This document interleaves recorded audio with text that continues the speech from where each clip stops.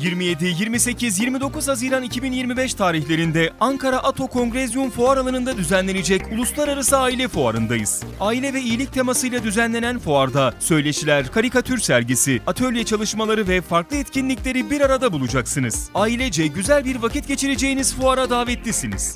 Fuar alanında 3. standdayız. İdeal Eğitim Vakfı. İdeal Eğitim Vakfı 2019 yılında kuruldu. Vakfımızı kurarken bir bütün olarak toplumun kanayan bazı yaralarına merhem olmak istedik. Bunlardan biri de ailedir. Hatta en önemli çalışma alanımızdan biridir. Bildiğiniz gibi küresel ifsat projeleri yıllardır İslam toplumlarında aileyi parçalama, nüfusu düşürme gibi projeler yürütmektedir. Bunun sonucunda resmi istatistiklere göre evlilikler gittikçe azalıyor, buna mukabil boşanmalar da gittikçe artıyor.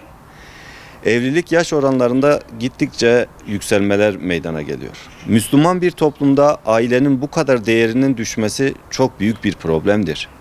Gelecek adına nesillerimizin önündeki en büyük tehlikelerden biridir.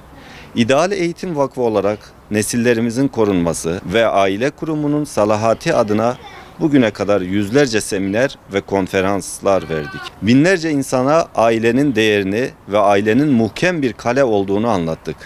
Sadece 2024 yılının içerisinde Ailem Cennetim Olsun projesi kapsamında 50'den fazla il ve ilçelerde aile temalı seminerler verdik. Bu çerçevede aile saadetini sağlama adına Türkiye Diyanet Vakfı'nın öncülüğünde Ankara'da 40'a yakın sivil toplum kuruluşunun katılımıyla düzenlenecek olan aile ve iyilik temalı fuara biz de katılım gösteriyoruz.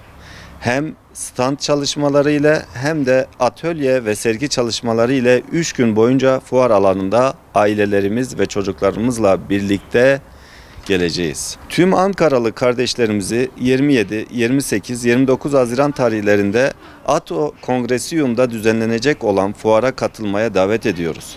Fuar alanında 3. standdayız. Ayrıca sergi sokağımızda Gazze temalı karikatür sergimiz olacak. Bununla beraber pazar günü saat 11'de eğitimci yazar Sayın Özkan Yaman'ın söyleşi ve imza programı ile de vakfımız aileleri önemli bir programa davet ediyor.